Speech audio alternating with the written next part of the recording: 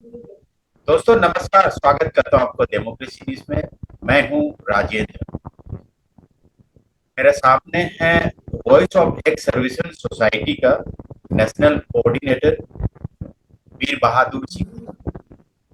Thank you.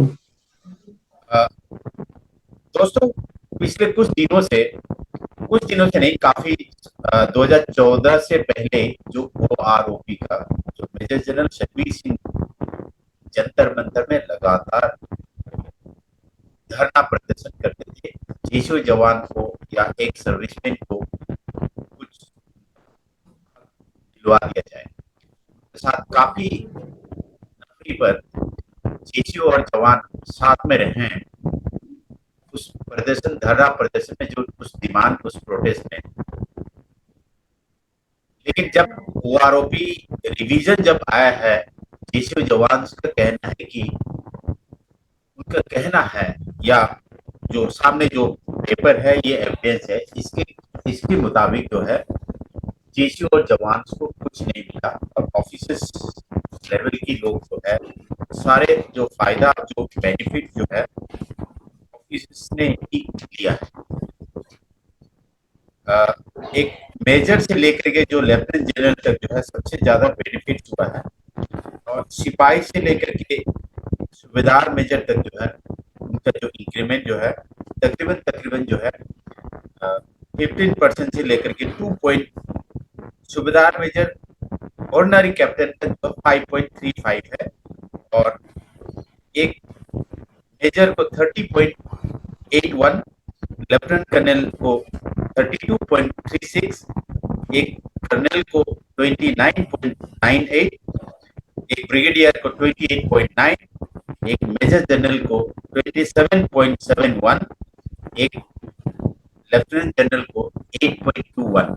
इनका कहने का मतलब ये है कि जो जवान और जीशु जो है फौज का रीढ़ का हड्डी है, और यंग उम्र में, कम उम्र में, करीबन 40 और 45 साल में फौज से उनको छुट्टी कर देते, क्योंकि फौज एक यंग, एक नौजवान फौज के चाहिए था।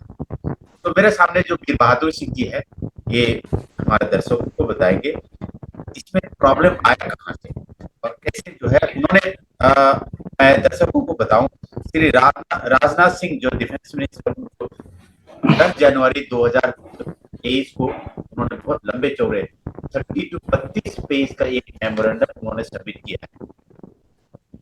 तो वीर बहादुर सिंह जी, अभी आप। जो आपने जी। अभी जो आप आंकड़ा बता रहे हैं ये ओआरओपी 1 का है। जी। 2 में तो और भी बुरी दुर्गति हुई है। और मैं ये कहूंगा कि ये भारतीय सेना के जवान, एनसीओ और जेसीओ के साथ इस सदी का सबसे क्रूर मजाक किया गया है।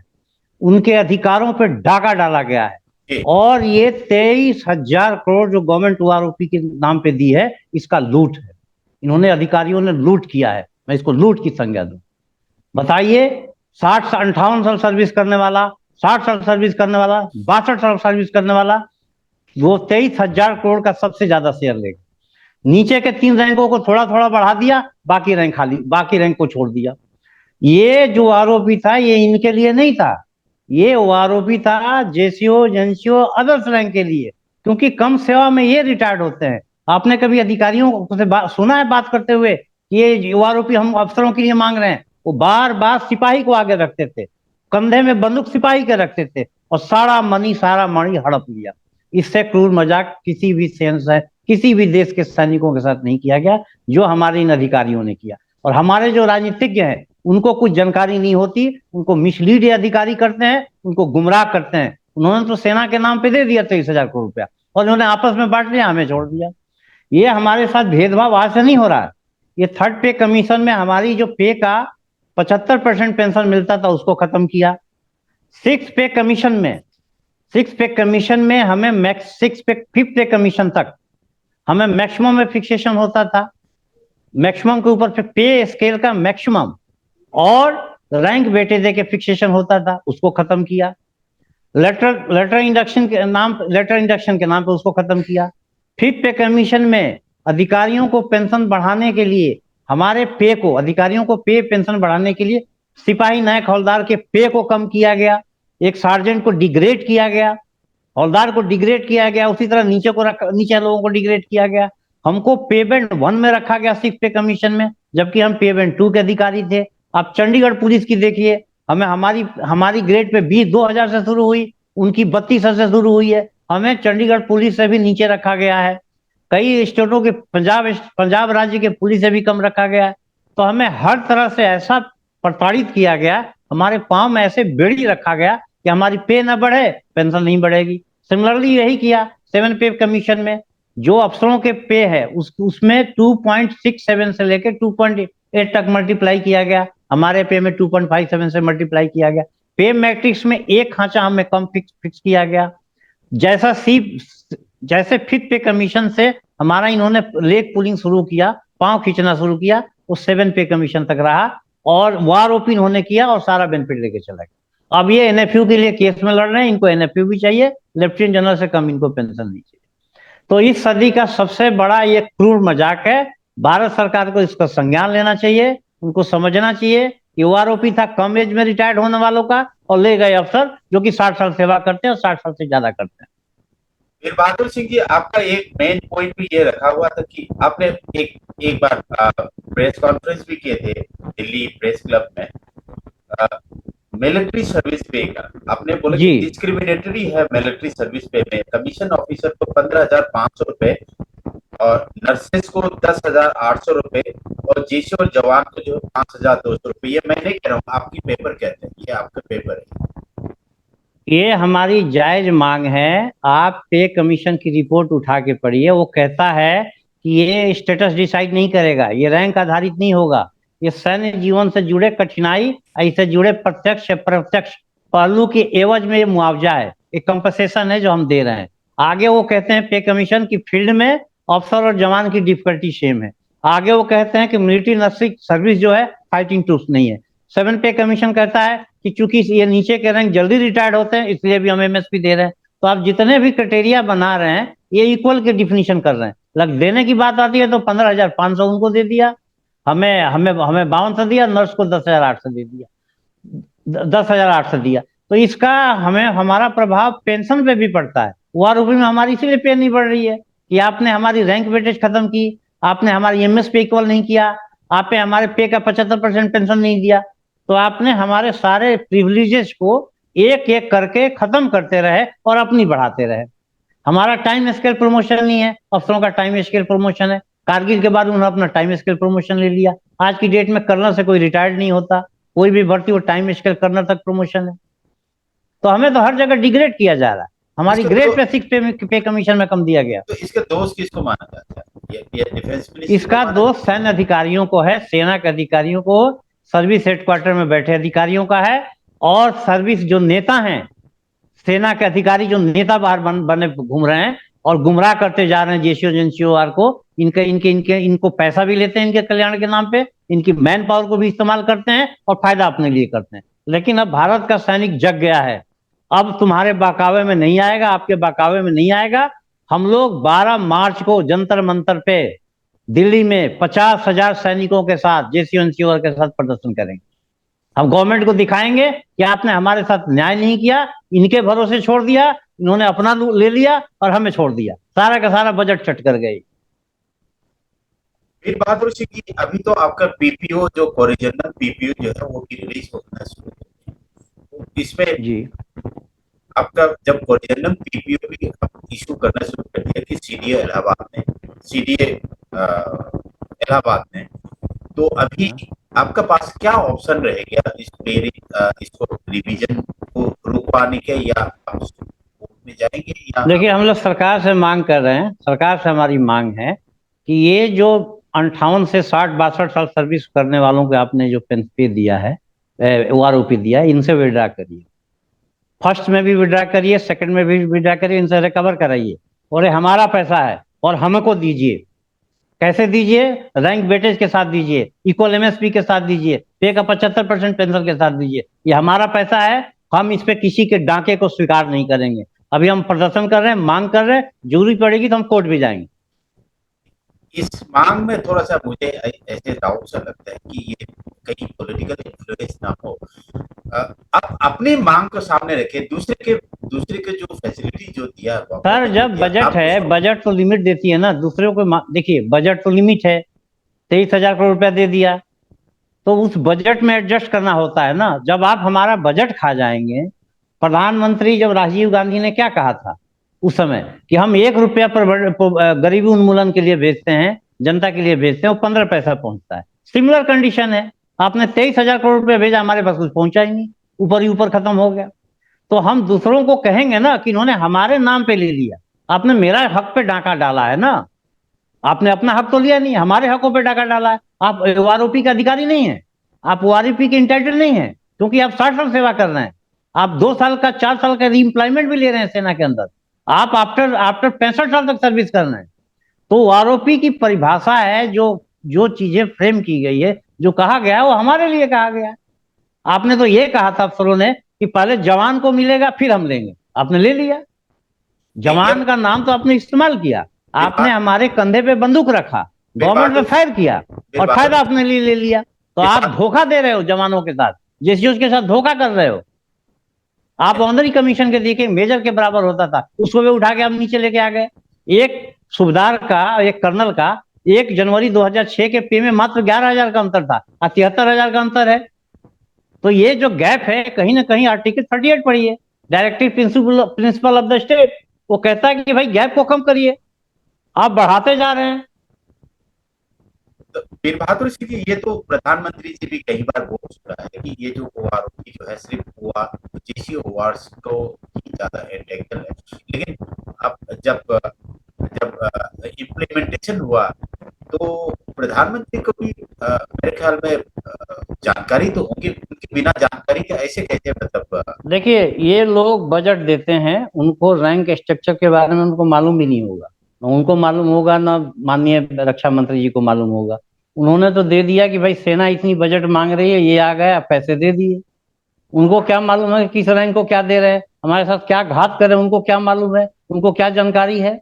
ये तो सर्विस हेडक्वार्टर में बैठे लोगों ने बनाया है टेबल, और बना के साइन कराया है। डिटेक्ट कर रहे हैं गवर्नमेंट को, मिसगाइड कर रहे हैं, गुमराह कर रहे हैं, रॉन्ग डाटा दे रहे हैं, मैनिपुलेट कर रहे हैं। ये सिविल जो अपने जो प्रशासन है, जो अपना राजनेता है, उनको ये गुमराह कर रहे हैं, उनको सही जानकारी नहीं दे रहे हैं। और हमारी रीचेस तो पीएम तक है नहीं।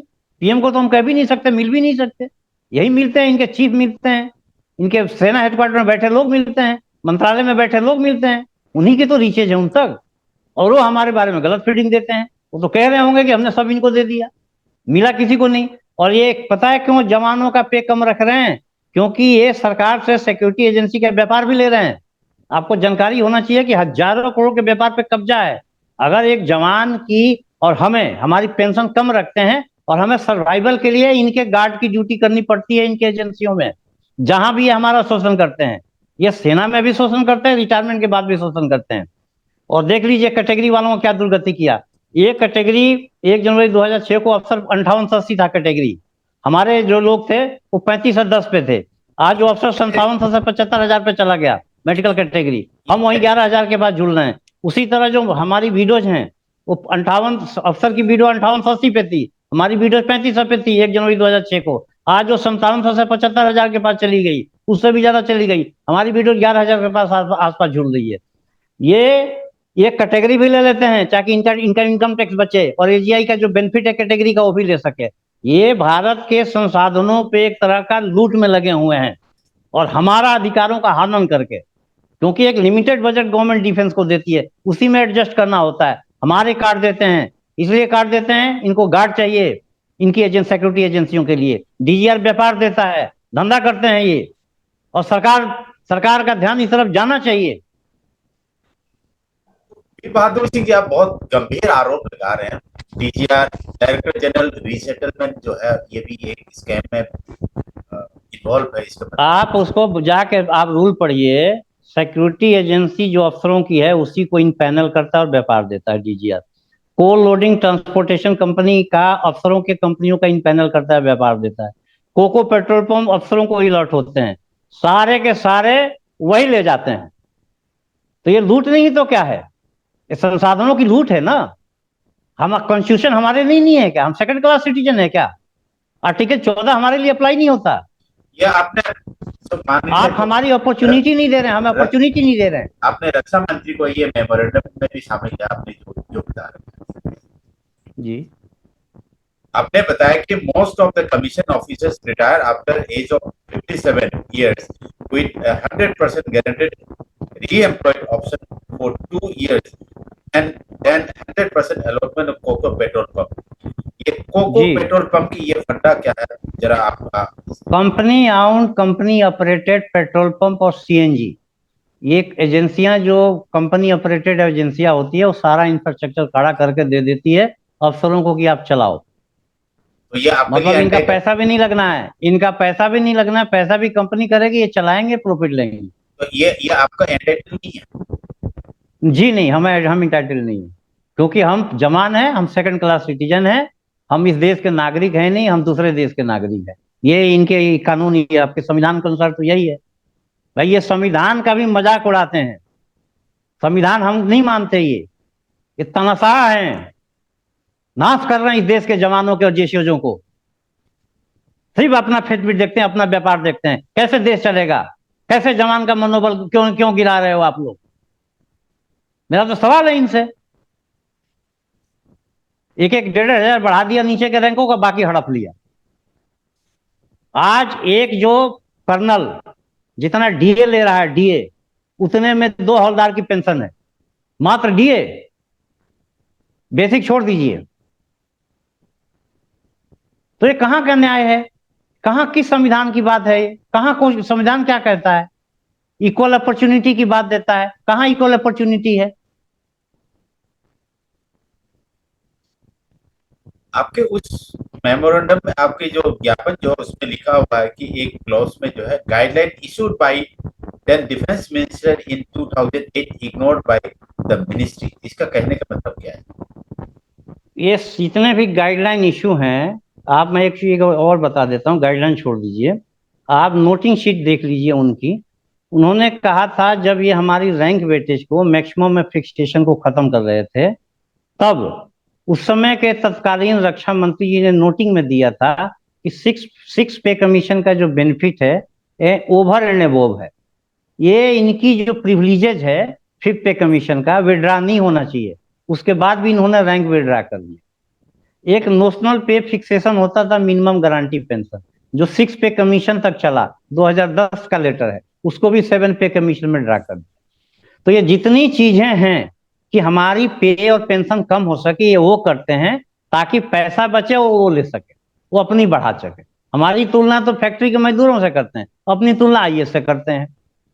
तो असली दोस्त जो है वो सर्विस हेडक्वार्टर में बैठा अधिकारी है, सेना का अधिकारी है, तीनों सेवाओं के अधिकारी है, जो हमें सेकंड क्लास ट्रीटमेंट सकते हैं, हम काले इंडियन समझते हैं, खुद को अंग्रेज समझते हैं। Veer Bahadur Singh ji, voice of ex serviceman society के जो आपके जो लीगल हेड है राजीव बहल जी, उन्होंने एक आरटीआई लगाई है। उस आरटीआई की जब आपकी काउंटर में आपने ये लिखा कि incorrect publication and implementation of tables under OROP 1, ये ये एक वायलेशन। आप देखिए, जो आप मिनिमम मैक्सिमम का मिनिमम एवरेज निकालते हो, उसमें भी डंडी मार ली गई, वो भी करेक्ट नहीं निकाला गया, 2-2 4-4 से कम किया गया। उसके लिए हम लोगों ने केस फाइल किया हुआ, लिखा भी है कि भाई वो तो करेक्ट, जो डिफिनीशन बनाते हैं उसके अनुसार तो करेक्ट करिए। दूसरा देखिए, हमारे कैंटीनों में कहते हैं भाई तुम्हारी लाइन अलग, क्यों भाई, क्यों छुआछूत करते हो? छुआछूत इस देश से वो मिट चुका है, अनटचेबिलिटी मिट चुकी है, लेकिन आप हमारे साथ कैंटीन में छुआछूत करते हो। हम जवान हैं, तुम अफसर हो, हमारे साथ आप ईसीएचएस में छुआछूत करते हो, हर जगह हमारे साथ छुआछूत कर रहे हो, कैंटीन प्रॉफिट खा रहे हो, हजारों करोड़ की प्रॉफिट का मिसयूज हो रहा है। हमने रक्षा मंत्री से कहा कि मेडिकल कॉलेज बनाइए, इंजीनियरिंग कॉलेज बनाइए, और नहीं तो सीएफआई में इसको डालिए पैसे को, हमारा पैसा है, आप राफेल खरीदिए, इक्विपमेंट खरीदिए, हमारा पैसा है, लेकिन आप इनमें बर्बाद कर रहे हो, ये लोग बर्बाद कर रहे हैं। ईसीएचएस का जितना भी ओआईसी है, प्रेसिडेंट के आदेश को साइड करते हुए, इनको तो छोड़ दीजिए, प्रेसिडेंट साहब के आदेश को भी इन्होंने साइड किया है, और एमडी ईसीएचएस ने आर्बिट्रेटरी एक रूलिंग दे दी कि सीएचएस का ओआईसी होगा वो नॉन मेडिकल अफसर होगा, जीडी का अफसर होगा। बताओ, जिसको एबीसीडी मेडिकल के बारे में मालूम नहीं उसको मेडिकल का ओआईसी बना रखा है, और वहां शोषण करता है, बदतमीजी करता है पेशेंट, नीचे के पेशेंटों के साथ रैंक देकर ट्रीटमेंट होती है, रैंक दे के व्यवहार दिया जाता है, एक मरीज के साथ भी इस तरह किया जाता है। तो ये भी जो प्रधानमंत्री जी हमारे कह रहे हैं कि भाई ब्रिटिश कानून खत्म करना है, अरे सेना में कब करोगे आप?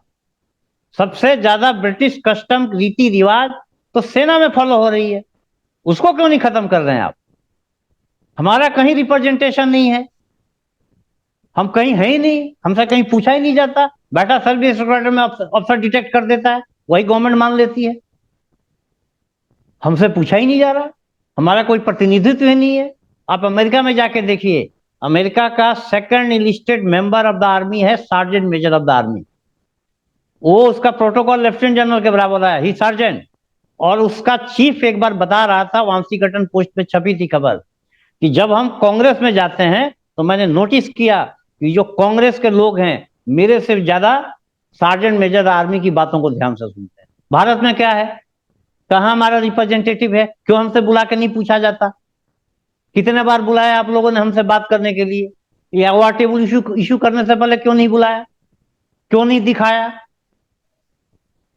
तो मन मर्जी है ना, मर्जी है दे दिया, अंधे बांटे रेवड़ी, अपने फिर अपने को दे, ये हालत है यहाँ पे। तो इसका मतलब आपकी जो स्ट्रक्चर जो है, फेडरल स्ट्रक्चर जो जो अब आर्मी के जो है स्ट्रक्चर को रीस्ट्रक्चर की जरूरत है, जो हमारे प्रधानमंत्री भी कई बार बोल चुका है, बिल्कुल साहब, ये रीस्ट्रक्चरिंग जरूरी है। मैं ये भी कह रहा हूँ, ये बटमैन रखे हुए हैं, सेवादार रखे हुए हैं, भैया जूता पालिश करने के लिए इनके लिए जवान लगे हुए हैं। आप, मैं कह रहा हूं, आप सेना के अधिकारी बना रहे हो या नवाब बना रहे हो? आपने कहावत तो सुनी होगी ना, जब ब्रिटिश फौजें लखनऊ में घुसी थी तो एक नवाब बैठा हुआ था, उठा नहीं, तो लोगों ने कहा बहुत हिम्मती है। जब उसे पूछा कि आप क्यों नहीं भागे, बाकी तो फौज सब लोग भाग गए, तो बोला मेरे को जूता पहनाने वाला नहीं था, मेरा जूता पहनाने वाला भाग गया था इसलिए मैं नहीं भाग। तो आप नवाब बना रहे हो कि अफसर बना रहे हो? एक 20-22 साल का लड़का आता है, लेफ्टिनेंट बनता है, उसको जूता पालिश करने के लिए एनसीओ दे देते हो, रोज जूता पालिश करो। अफसरों ने कुत्ता रखे हुए हैं पूरे सेना के अंदर। सेना तो सुरक्षित जगह है, जवानों की संगीनों के आगे सुरक्षित है, हर घर में कुत्ता है, उसको घुमाने के लिए आदमी रखे हुए हैं। गाय क्यों नहीं पालते भाई? तुम्हें कुत्ता का शौक है? ये तो ब्रिटिश ब्रिटिश थॉट्स है ना। ब्रिटिशर फॉरेन कुत्ता रखते थे, ये भी फॉरेन कुत्ता रख रहे हैं, उनको घुमाने के लिए जवान लगे हुए हैं। सैकड़ों हजारों करोड़ रुपया इन सेवादारों पे खर्च हो रहा है, इनकी ड्यूटी दूसरे जवान को करनी पड़ती है, उन पे ज्यादा बोझ आता है। और आजकल नए नए वीपन इक्विपमेंट आ रहे हैं, ये घरों में नौकरी कर रहे हैं, घरों के अंदर इनको नौकरी कराया जा रहा है। ये कुत्ता घुमाने के लिए, बच्चा खिलाने के लिए, बच्चा छोड़ने के लिए, जूता पालिश करने के लिए थोड़ी रखा हुआ। आप डी आर्मी को डिमोरलाइज कर रहे हैं। आप कहते हैं कि टू फ्रंट वार है, टू फ्रंट वार है, और आपने 1 लाख करीब 80-90 हजार लोगों को जूता पालिश करने में लगा रखा है। चीन पाकिस्तान है, तो क्या मोदी जी क्या देख रहे हैं, क्या सुन रहे हैं? हम लोग, हमारे लोगों की आवाज तक पहुंच तो नहीं रही है। बहादुर जी, एक बहुत इम्पोर्टेंट, ये आज तक किसी ने इस मुद्दे को उठाया नहीं होगा या किसी को मालूम नहीं होगा। आपका एक क्लोज में illegal recruitment and violation of article 266 of Indian constitution, ये आप जरा समझाइए। देखिए, ये हमने ये कहा है कि हमारी कोई रिक्रूटमेंट रूल फ्रेम नहीं हुई, अभी कोई रिक्रूटमेंट रूल आर्मी का है नहीं। हर जगह जाइए तो रिक्रूटमेंट रूल होता है, यहाँ नहीं है। हमने कहा कि भाई रिक्रूटमेंट रूल तो फ्रेम करो एटलीस्ट, इसके संबंध में हमने कहा हुआ। तो ये इलीगल है जो अभी तक जो जितनी जो रिक्रूटमेंट रूल होना चाहिए। अब हम इलीगल तो नहीं कहेंगे, लेकिन there should be a recruitment rule. आप रिक्रूटमेंट रूल तो बनाइए। अभी तक जो जितनी जो रिक्रूटमेंट हुआ, जितनी ये तो रिक्रूटमेंट, टेक्निकल इशू है, हम लोग उधर नहीं जाएंगे। हमने सरकार का ध्यान दिया है, इस तरह दिलाया है कि आप रिक्रूटमेंट रूल भी फ्रेम करिए जैसे बाकी विभागों में। अभी मेन मुद्दा है ओआरओपी का, जो अभी कुछ हमें जो खबर मिले हैं, न्यू स्टेट से भी लोगों को पेंशन आने लग गए हैं, प्रिजनर वीडियो आ गए हैं, बहुत लोगों को नहीं आया है। ओआरओपी के साथ साथ एक सबसे बड़ी एक प्रॉब्लम आपके साथ जो फेस हो रहा है, स्पर्श करना। ठीक है, हम मानते हैं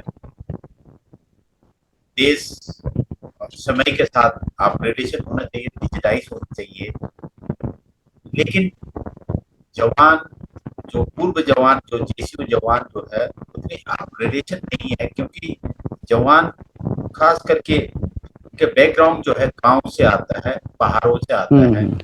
तो जहां अभी तक मोबाइल इंटरनेट की जहां पहुंच नहीं है, उस जगह पर जो स्पर्श का आइडेंटिफिकेशन जो होते हैं और जो साल में एक बार पेंशनर्स को लाइफ सर्टिफिकेट देते हैं, उसमें काफी दिक्कतें आई हैं। और करीब करीब 5 लाख, 2 ढाई 3 से लेकर के 5 लाख तक की करीब जो एक सर्विसमैन जो है उनकी पेंशन जो है रुक चुका है। सीडीए इलाहाबाद कई बार उनको नोटिस दे चुका है कि आप अपनी लाइफ सर्टिफिकेट को अपडेट कीजिए, नहीं तो आपका पेंशन जो है बंद हो जाएगा। तो ये स्पर्श भी एक बहुत बड़ी आपके साथ एक नहीं, इस पे तो देखिए, इस पे गवर्नमेंट काम कर रही है और डिफेंस सेक्रेटरी ने नीचे के स्टाफों को डांट भी लगाई थी कि क्या है कि नाम आधार कार्ड में कुछ और है, पीपीओ में कुछ और है। तो उन्होंने ये कहा कि जो आधार का नंबर है, आप डोंट चेक द नेम ताकि रिजेक्शन ना हो, आप नंबर उसको नंबर नंबर पिकअप करिए। तो इसमें काफी सुधार हुआ है और मैनुअली इन्होंने मार्च तक का समय दिया हुआ, मार्च तक का एक्सेप्ट कर रहे हैं। ये पीछे प्रॉब्लम आई थी और प्रॉब्लम थोड़ा सा सुधार हो रहा है। और आजकल जो है मोबाइल हर पहाड़ों में भी हर जगह पहुंच गया है। जो पुराने फौजी हैं, सैनिक हैं, वो यूज नहीं करते, लेकिन उनके बेटे यूज कर रहे हैं, उसमें उनके परिवार के सदस्य सहायता कर रहे हैं। तो इसमें थोड़ा सुधार हो रहा है, ये सही दिशा में जा रहा है। आप जो इसको टेक्निकलिटी डिफिकल्टी है उस पर गवर्नमेंट सीरियस है। हम लोग उनके प्रयास से संतुष्ट हैं। आप इसको एंडोर्स करते हैं? हाँ, इंडोर्स कर रहे हैं कि सुधार की और भी जरूरत है, और भी जरूरत है, लेकिन प्रयास हो रहा है। तो ओआरओपी का जो अभी जो जलन मुद्दा जो है, आप इसको प्रधानमंत्री को या राष्ट्रपति जी को आप मार्च आने वाला समय पर आपने बहुत बड़ी प्रदर्शन करने का आपने प्लान बना लिया है। तो तकरीबन जो आपकी जो आपने जो डिमांड रखी है, ये तो बहुत सारे डिमांड है, पर आपने फोकस किया ओआरओपी के ऊपर। जो डिस्क्रिमिनेटरी जो ओआरओपी में आपने अभी जो हमने जो फिगर जो बताए, एक सिपाही को कितनी इंक्रीमेंट हुआ है और कितनी जेसीयू को इंक्रीमेंट हुआ है और कितनी जर्नल को इंक्रीमेंट हुआ है, तो ये इसको आपकी मांग रखने के बाद रक्षा मंत्री की तरफ से कोई आपको कोई देखिए, हमने 3 मुख्य मांग रखी है। कुछ तो हमारा रैंक नीचे चला गया, माइनस में चला गया है। तो हमारा मांग ये है कि ओआरओपी पहले तो अफसरों को न दिया जाए ताकि मनी बचे, पैसे बचे। सारा का सारा 23,000 का बजट वही लेके जाए, 23,000 करोड़ का जो ये मनी आप बचे। नहीं, आप किसी को ना दे, ये आप कैसे कह सकते हैं? जी नहीं, हम तो कहेंगे ना सर, ये हमारी व्यू पॉइंट ऑफ व्यू है कि दे आर नॉट इंटाइटल्ड। आप अनइंटाइटल्ड, नॉट जो इंटाइटल्ड नहीं उनको आपने दे दिया, वो विड्रा करिए। और हमारी जो रैंक वेटेज इक्वल एमएसपी और पे का 75% पेंशन के साथ इसको दीजिए। और एक नोशनल पे डिसाइड कर दीजिए, नोशनल पे के साथ मिनिमम गारंटी पेंशन डिसाइड करिए ताकि आगे पीछे जाने वालों के पेंशन में कोई अंतर ना हो। ये हमारी मांग है। एक बार और रिपीट कर देता हूं, रैंक वेटेज प्लस पे का 75% pension plus MSP, equal rate of MSP, और प्लस आप नोशनल पे फिक्सेशन के अनुसार मिनिमम गारंटी पेंशन करिए। ये हमारी मांग, तब जाके हमें न्याय मिलेगा, सभी रैंकों को न्याय मिल पाएगा। ये जो आपके जो जो लास्ट पेमेंट पे ड्रॉ की जो प्रॉब्लम है, ये 1973 इंदिरा गांधी के समय से ही शुरू हुआ, ये आज ये कल से तो नहीं है, या नहीं, ये तो 2014 हम से लोग भी शुरू लास्ट पे देखिए, हमारी पहले फिक्सेशन होती थी मैक्सिमम के ऊपर और रैंक वेटेज के साथ। रैंक वेटेज सिपाही को 12 साल मिलता था, 10 साल मिलता था नायक को, हवलदार को 8 साल मिलता था, 5 साल जेसीओ को मिलता था। आप ये फिक्सेशन करके भी करते तो भी सभी रैंकों का कुछ ना कुछ बढ़ता और हमें थोड़ा जस्ट मिलता, थोड़ा न्याय मिलता। अब हमने ये भी कहा था कि भाई तीनों ऑप्शन मत एक्सरसाइज करिए, तीन में से एक ऑप्शन कर दीजिए। आप तो 75 पे का पेंशन कर दीजिए, 75% पे का पेंशन, या इक्वल रेट ऑफ एमएसपी दे दीजिए सभी कमिटेंट रैंक को। मतलब हमें भी 15,500 के अनुसार फिक्सेशन करिए, और हमारा रैंक वेटेज देके हमें फिक्सेशन। तीनों में से कोई भी एक गवर्नमेंट मान जाती तो हमारी पेंशन थोड़ी इंक्रीज होती और हमें जस्ट होती। लेकिन ये चूंकि ये लोग जो बैठे हुए हैं सर्विस हेडक्वार्टर में, ये हमारा भला नहीं करना चाहते, अपने फायदे की। ये मैं बार बार रिपीट करूंगा, बार बार उन पर दोषारोपण करूंगा कि मिलिट्री ऑफिसर्स, चाहे वो रिटायर्ड होकर आंदोलन कर रहा हो चाहे अंदर हो, इनके गठबंधनों ने हमारे साथ घात किया है, सदी का सबसे बड़ा धोखा किया है, हमारे हमारे हमारे ओआरओपी को लूटा है। वीर बहादुर जी, बहुत बहुत धन्यवाद। आपने बहुत अच्छी तरीके से लोगों को समझा है, लेकिन सरकार सबको तो खुश नहीं कर सकता। सरकार जो ऑफिस को जो ना दें और सिर्फ हमें जो जेसीयू वार्ड्स को दें, इसमें थोड़ा सा विरोधाभास मुझे महसूस होता है। लेकिन आपका भी हक है, आपका फंडामेंटल राइट है इसको मांग करना। बहुत बहुत धन्यवाद। आपके जो आने वाला जो प्रदर्शन जो है, ये मैं आपके माध्यम से भारत के सभी जेसीओ एनसीओआर से निवेदन कर रहा हूँ कि ये मौका है, नहीं तो आगे वाली पीढ़ी तुम्हें माफ नहीं करेगी, वो आरोपी खत्म यही हो जाएगा, एक वर्ग सिर्फ अधिकारी के लिए रह जाएगा। 12 मार्च को भारत के कोने कोने से एक्स सर्विसमैन जेसीओ एनसीओआर दिल्ली पहुंचना है, हर राज्य से, और अपने संगठनों में जो अधिकारी लेड संगठन है, जैसे लीग है, एक सर्विसमैन मूवमेंट है, इनसे बाहर आना होगा, नहीं तो आपका ये दोहन शोषण करते रहे। बहुत बहुत शुक्रिया, बहुत बहुत धन्यवाद। व्यूअर्स, हम कोशिश करेंगे वो आरोपी को बहुत अच्छी तरीके से आपको समझाएं, क्योंकि जब मेजर जनरल सतवीर सिंह जब जंतर मंतर में जब प्रदर्शन कर रहा था, बड़े मीडिया हाउस को कवर कर रहा था, कुछ दिनों उस समय हमने जेसीओ एनसीओ के लिए अलग टेंट लगाया था। उस समय का मेरा स्टेटमेंट निकालिए। मैं वहां भी कह रहा था कि सतबीर का जो आरोपी है ये अफसर सेंट्रिक है, ये जेसीओ जवानों के साथ धोखा कर रहा है, लेकिन इनको तब महसूस नहीं हुआ था, अब जाके उनको लगा कि सचमुच हमारे साथ धोखा हो गया। हम ये तो नहीं कह सकता कि ये ऑफिसर सेंट्रिक है, लेकिन ये वीर बहादुर की तरफ से कहना है कि ये ऑफिसर सेंट्रिक है। जेसीओ और वार्ड्स को ऑफिसर्स की जो संगठन है उनसे अलग होना, ये उनकी मांग है, ये हमारा तरफ से नहीं। लेकिन जो मैं अभी जो कह रहा था कि जनरल सतबीर को बड़े मीडिया ने उसको इग्नोर करना शुरू किया। डेमोक्रेसी न्यूज एक यूट्यूब चैनल है जो वो आरोपी का मांग को ग्राउंड से रिपोर्टिंग किया।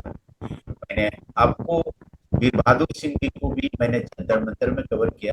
वीर बहादुर सिंह का जो संगठन के जो एक मांग था, मैं मिलिट्री सर्विस पे आपने प्रेस क्लब में आपने प्रेस कॉन्फ्रेंस किया, उसको भी मैंने, और कोई चैनल आया नहीं था, मैं अकेला था उसमें। डेमोक्रेसी न्यूज का बहुत बहुत धन्यवाद। मैं अपने दर्शकों को, अपने फौजियों को मैं आज के लिए शुक्रिया अदा करूंगा और नमस्कार कहूंगा। और आगे भी डेमोक्रेसी न्यूज में आपका सैनिक का वेलफेयर की मुद्दा जो है, मैं खास करके, मैं बाकी चीजों पे नहीं, मैं आपके पे एंड अलाउंसेस जो डिस्क्रिमिनेटरी जो है उसको मैं आपको बताते रहूंगा और समझाते रहूंगा कहाँ पर किसके साथ क्या कमियां रह गई। ये डेमोक्रेसी न्यूज की तरफ से आज के लिए बहुत